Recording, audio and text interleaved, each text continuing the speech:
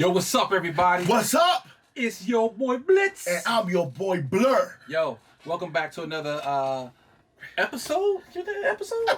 Welcome back to another awesome, super, fantastic, action-packed episode of Game Changers Entertainment. What? Game Changers Entertainment. What? Game Changers Entertainment. Come on here. Yo, today we're covering our review for the first part of Outriders.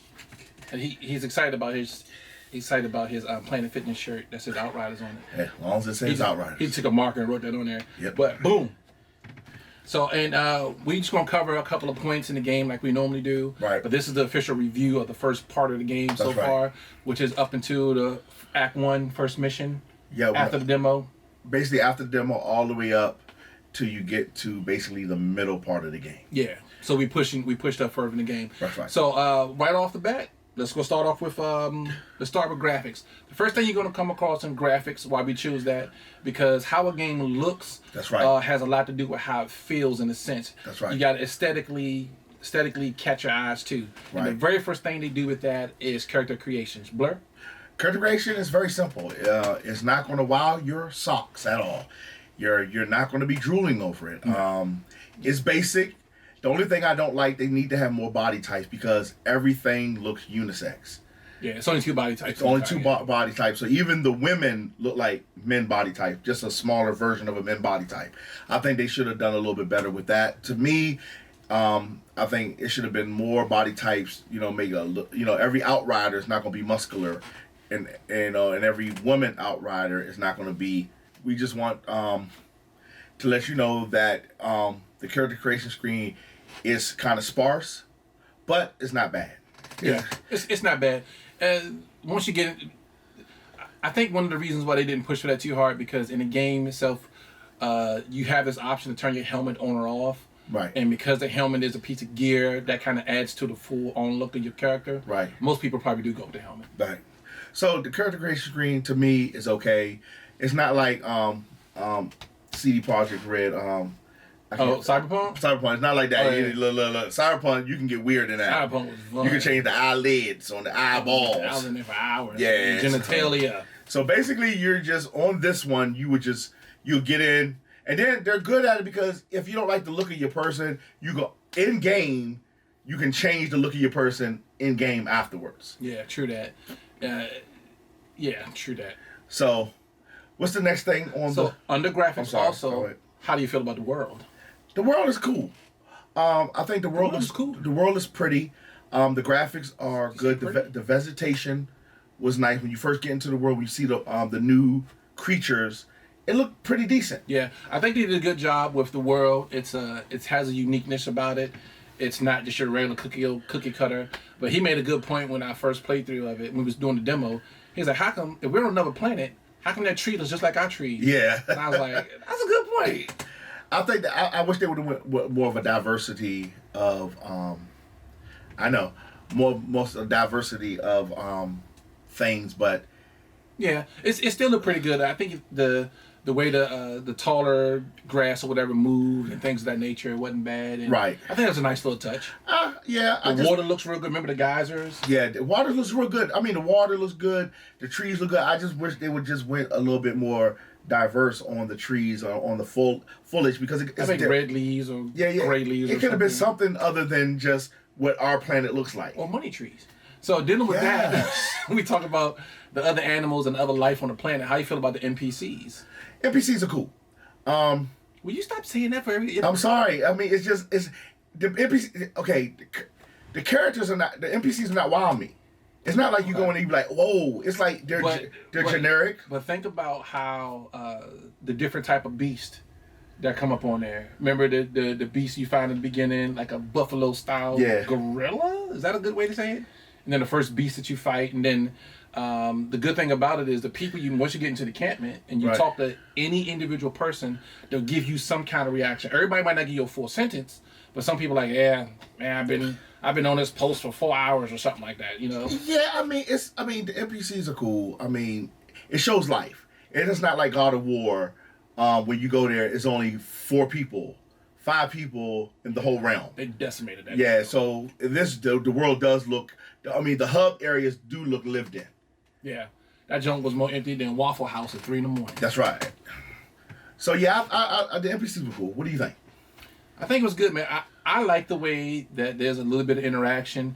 Remember, you go into the when you get into the first portion after they revive you, you got the guys boxing and fighting, and them dudes are just playing shadow tags. They ain't hitting each other hard for real, no. I was like, I wish they put a DLC you can jump up there and be like, look, this is how you do it. You know what I'm saying? This is how you do it.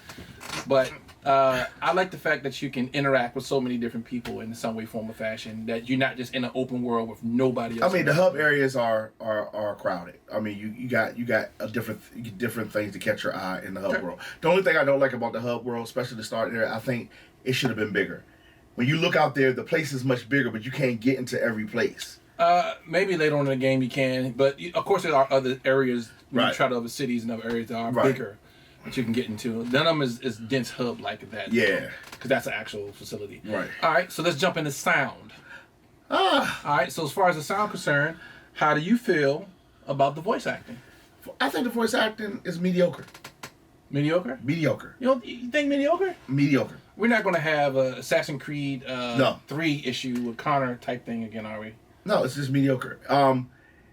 It's a lot of tropes. It's a lot of... Sometimes their faces look funny in some of the reactions they do. It's like it's like all the Outriders only have one mode of operation. I'm going to kick your butt and I'm going to kill you. Oh, I mean, you know, even the corny one when she walks up about to say this line and the girl pushes the guy and she said, "You messed up my line. I was thinking about the whole time I was up here." That was corny. It was corny. But see, it may have been corny, but it gave him personality. In a life or death situation, he'll crack a joke. That just shows you how little life. That shows you how much combat he's been in. That life can be a fleeting thing to him. No, what it is, to be honest with you, is poor writing. Let's be honest, it's poor writing. I disagree. Okay, I think it gave him a little bit more flair, and it kind of digs into his personality. All right, how about the sound of the ambient world? The sound around. The round sound. It's good. The surround sound. The ambient world is the sound around. The ambient world is fine. You can hear a lot of things in the ambient sound world. Sound round sound? Sound pound? Surround sound. Round. How now brown cow. Surround sound. Okay, I'm sorry. I'm bringing surround sound. All right, surround sound. All right, so the ambient sound and stuff like that, you hear the little birds. That's cool. You hear the impact of bullets. Yes, you do. Things of that nature, which you will hear a lot of. The gun. The gun sounds. You got the shotgun and the shotguns were good. Some of the guns were good. I mean, I'm not a big gun guy where I know, you know. All I know is the shotgun shouldn't sound pew pew. If the shotgun sound pew pew, you in trouble. You in trouble. So it ain't. And so the shotgun to me sound like it has some heft to it. Pew, pew. So yeah, I mean the guns to me sound okay. I mean, I'm not a sound buff. I'm not a sound. But you can tell they definitely put some effort. Yeah, into they put some effort into sound. Yeah, You can feel that throaty boom. Yeah, you can. The powers, using the powers. The sounds of the powers are pretty decent. True, when you do the rocks, it sounds right. good. So my thing is the sound is pretty decent. Okay. All right, let's jump into gameplay. So as far as gameplay is concerned, what we mean is physically playing the actual game, the controls, how it feels, and how it kind of flows for you. Does it feel fun to you? It feels fun. It flows good. The only thing I don't like the hair triggered turning. You have to turn the sensitivity. You have to adjust the sensitivity of the controller. That joint just off the bat. I spun around to shoot somebody and I spun all the way around. I'm like, how did I do that? He's pirouetting. Yeah. So control wise, gameplay wise, I like the gameplay. Like I said, I'm not really a looter shooter type of guy, but getting to learn, it wasn't hard to learn. It wasn't hard for me to pick up. Yeah, the mapping of the controller is fairly simple. It's not crazy complicated. It's almost like any other. So it's not like they try to go out the way to do, to bring a new feel to it. It feels okay. The gameplay to me is pretty decent. Okay, so as far as that gameplay, we talking about control stuff, like the mechanics of it, like when you do your powers and stuff like that, it feels good. It feels pretty good, right? It feels pretty good. It feels like you're actually then you just transition real quick to hitting your powers and everything like that. The sprint was a little janky to me, but that could have been my setting on my also controller. what's the name is pretty janky too. What? Going into cover. Yeah, going into cover was a little janky at times. It was. It's not it doesn't ruin immersion, doesn't take you out of gameplay. No, sometimes it does. Yeah, it takes you out of gameplay because you take a couple extra hits. Because you take a lot, especially if they pin you up against something, you can't roll out. Have you ever been there when they just pinned you up against the wall and you trying to roll, but there's a little can right there, like in real life I could just hop over that little that can. Like, oh no, you're not. Yeah. So how you doing? Yeah. So. Other than that, nothing game breaking, nothing that kills immersion. Okay, it's a little touchy in little spots right there like that, but still doesn't ruin the immersion of it. So how you feel about the single player campaign? Single player campaign, I like it.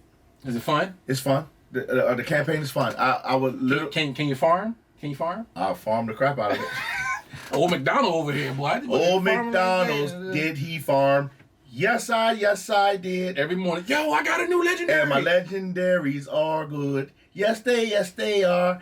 And the farm here, and the farm here. Okay. So, with that being said, so the single player campaign is real good. I like it.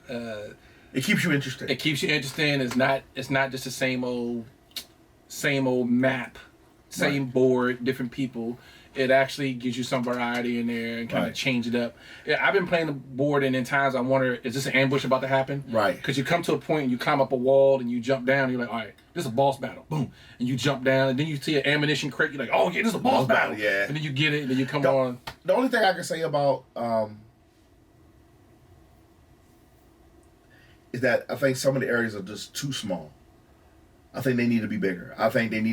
And I think they... Now, this is where I know the HUD areas are normally really, really crowded. Mm-hmm. I would love to see something going on out in the battle zone where they're actually fighting. Because every time we run up... Other people are right, fighting. so because sometimes we run up and it's nothing but dead bodies. Everywhere we go is nothing but dead bodies. Yeah, usually when you... And there's very few... And sometimes in the area you will have a person that's a quest giver. And you're like, why are you the only one alive? Like, I don't trust you. Yeah. You're either a coward or you behind everything happening. Right. You can hear, when we talk about ambient sound, you can hear fighting all around you. Yeah, you can. You just don't see it. Right. And so I think what they should have done is shown you the people fighting. Even if they're ducking, shooting pot shots, it'll make the battle scenes kind of more realistic. So, while we still talk about that single player campaign and everything, how'd you feel about that first boss fight, the Fire Spider? Remember the Fire Spider? That wasn't our first boss fight. The first real boss fight, yeah. No, actually the first real boss fight was the electric guy that flipped over the crates in part 1. Okay. That was our first. Okay. You want to get all technical about it, huh? Okay. You want to try to be all technical about it, huh? You talking about the second boss fight? You want to bust my chops? The second boss fight. The first monster boss fight. I say boss fight because this boss fight was epic. It was different tiers. He transformed. Yeah. The board changed. That's the first real boss fight. I'm gonna tell you the fire spoilers. The spoiler dog. The fire spider was an epic fight. It took me longer. I think I died once because it took me a minute to find out. No, that wasn't the first boss. Yes, it was. You're right, it was. So because there's another monster fight. It is, but that's the first one. Boss fight. Okay. I'm getting them out of order. Mm-hmm. It took me a while to find his because when he first come up, he goes back into the water. He spawns, so I was losing ammo, and I didn't realize that the little crackhead spiders coming up was dropping your ammo. Yeah. And then I realized there's an ammo crate. I think there's an ammo crate on the wall. Which character were you using? Which class? I was Devastator. Devastator? Yeah. Yeah, I was using the I'm about to say tactician. The Technomancer. Technomancer, thank you. I was about to say Technobowl, the video game. Technomancer. How you get Technobowl out of that? Just I don't know. All right, so I dropped my turret, and my turret has powers to help me regen when I give damage. Both guns that I had helped me regen. And I had other abilities on me, so I was constantly giving myself. Can I say something? Please, when you play with a tune, there is what I had to learn. This This is because I'm a dummy. By tune, he means character. Character. He's stuck in a big MMO thing, so your tune, your character. Your build. Please, there is a build for farming, and there's a build for boss fights. I had my build for farming because I didn't realize that there was going to be a big boss fight with this big ugly spider. So I had to fight the spider with my build for farming. Yes. That's what made it hard for me. I did change my gun types that I had because I had gun types that did specific things. Right. That would cause grouping, that would damage groups of people. Right. But since I was doing a boss fight, I changed to a high damage gun so I can damage him directly. So it was epic. It was a good boss fight. It was good. So let me ask you this question. Go ahead. Since we're talking about gameplay, go ahead. It's on the list, so we got to do it. Go ahead. How you feel about the multiplayer aspect? What multiplayer? I haven't seen no multiplayer since I've been. All right, and moving right along to the next subject. What multiplayer? I haven't gotten the multiplayer. I was just saying. Well, another friend of mine has been doing multiplayer on a PS4. Him and his friends is doing on PS4 now. No. That's not. Oh no. He says you're talking about crossplay. Yeah. Is there different multiplayer? Okay, PC to PC, yes. You've been able to do it? No, because Don. That's what I'm saying. No, because we had connection issues. We haven't tried it. We're gonna try it tonight. Okay. So we haven't tried it because my man Don, who's been playing with us, who's a better player than me, far better player than me. That's not saying much. Shut up. He has a computer, and last time we tried to do it, they had connection issues that day, and we kept on disconnecting. But they say you can go from console to console is fine, but the crossplay from PC to console, from console to PC is what's not working. So excuse my bluntness. Multiplayer is fine. Crossplay sucks. Okay, go ahead. Woosah.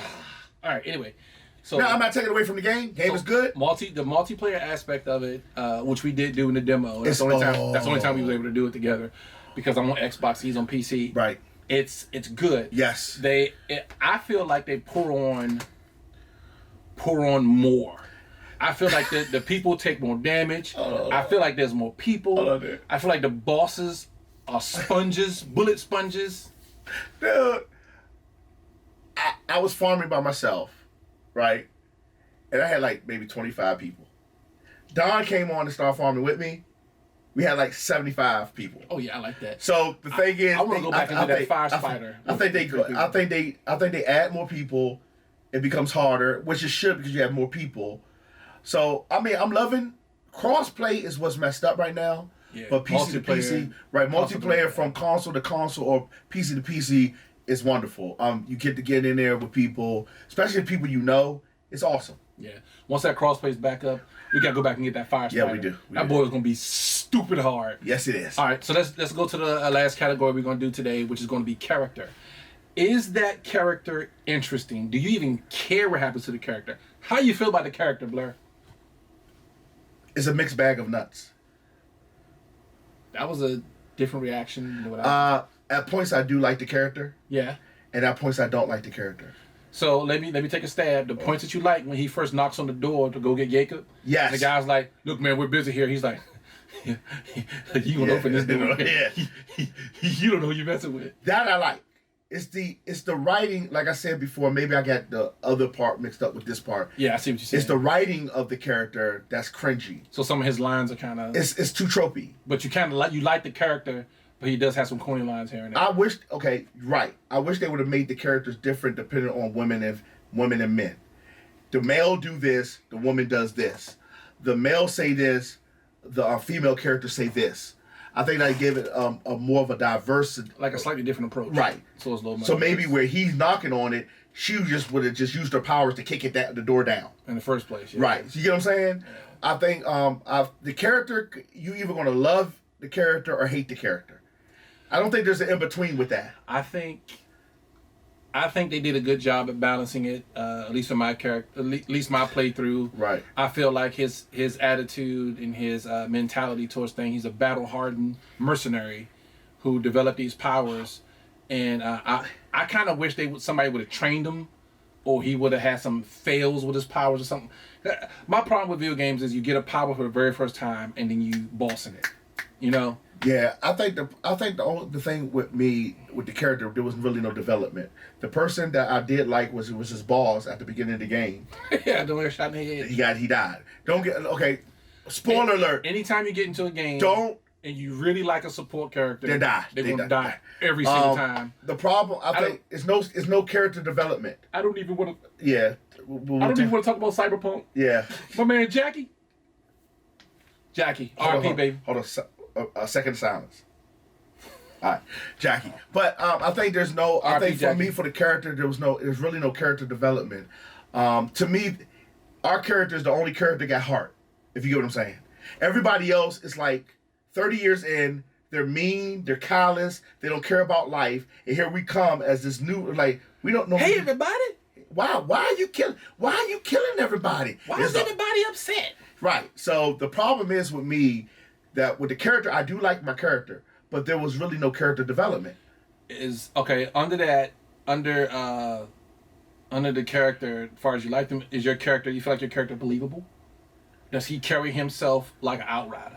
Do you feel like he's set apart from everybody? Yeah, he is. Okay. But I think that comes with the choices you make, and the fact that he has the powers. Okay, so I'm saying that because it makes him believable, but. Because if you're supposed to be this devastating mercenary, you went through war, you've seen all kinds of stuff, you come into this world, you're not going to be there cracking jokes all day. You're not going to be there trying to figure, what should we do, or panicking or anything like that. Right. You're going to be like, look, let's get it done. Oh, Jacob's where? I'm going to go get him. I'll be right back. Right. And she was like, that situation? We got to handle. I'm sending in something. Don't worry about it. Yeah. I think he's believable. I just think the problem I have with it is that there was no character development. Even the side characters are kind of not developed a lot. Okay. Well, since you mentioned that, how do you feel about his support characters? Are his support characters good and believable? At times they are. Okay. Who's the dude that drives the truck? Jacob. Jacob. Yeah, I call him Jacob. It's really Jacob. Jacob. Yeah. So his character is a little moody, but he's been through and seen a lot. Yeah. But he's pretty consistent with how he was. Right, he's pretty consistent. I didn't like the way they did the girl, even though it's been 30 years and she's the only surviving person. It's like it's like everybody, like they said, even though you're supposed to be the one with no humanity, because they say that the alters just do what they want.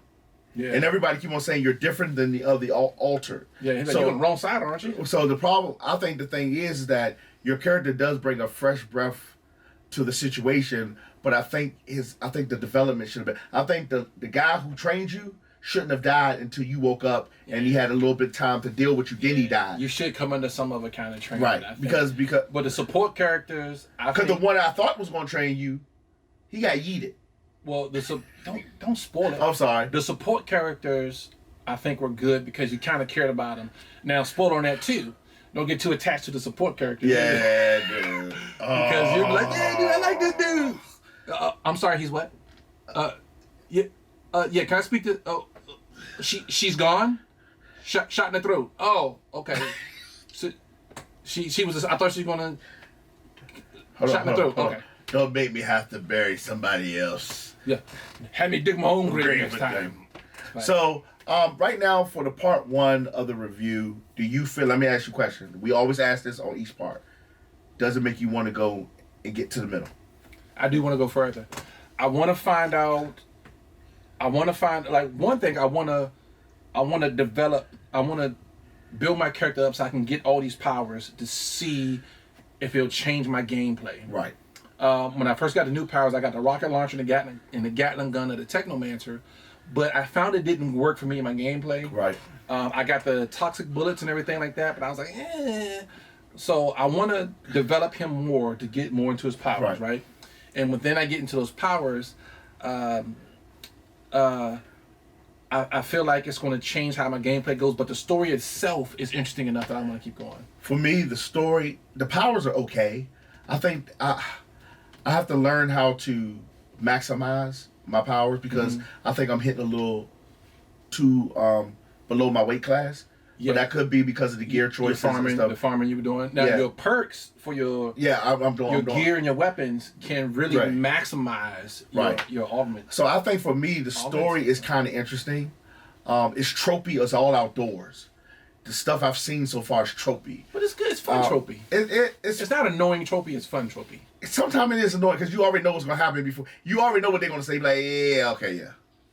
You didn't surprise me there. But the story about the signal, which is in the first part, so we're not giving up the way you're following a signal.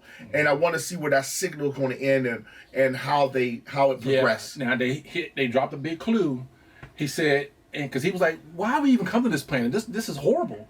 And they was like, well, when we first scouted the planet, it was fine. Right. And then between the 67 years it took us to get here, something happened, and all of a sudden these storms are here. Right. So I'm like, oh, what is going on? So I'm hoping it's time traveling aliens that's killing everybody, but that's just me. Wouldn't it be funny if you found like a piece of a shepherd ship or something like that? Or Mass Effect? The N7 insignia. You're like, what is this right here? He's the original Outrider. Yes! Shepard is the original Outrider. But yo, we the first ones to make that connection. Yes, that's the first one. You heard it here. You heard it here first. But so we're gonna it's a unanimous decision that we're gonna go on and we're gonna do a part 2 of this review. So hopefully, you liked it. I know it's we're trying to do it in a way that we hit all the points that people want to hear. And I think the reason why we do it in 3 parts is because we want to give, we want to have time to hit each part. Because sometimes you get in the middle of the game and don't want to finish it. It just gets that boring. You're like, don't want to finish it. Yeah, I've done that before. Yeah, so I got some incomplete games. So we just want to make sure that we give it a good old college try. Yeah, get in there and dissect and pull stuff apart so we can help you guys. Help you develop, as you go through your thoughts on how you feel about the game. Right. Maybe we can help you sort your feelings and your thoughts about the game before you buy, or even before you buy. That's right. So, hey, this is your boy Blur. This is your boy Blitz. And before we go there, we have to do the YouTube stuff. I am so sorry. Please give us the HBO special. What is that? Help a brother out. Help us out. Subscribe. Give us some thumbs up. Ding! And share with everybody so we can grow this gaming community of game changers into what? Entertainment. Thank you. Well, again, this is your boy. Call me. This is your boy Blur. This is your boy Blitz. And we'll GC you later. All right, y'all. Thank you.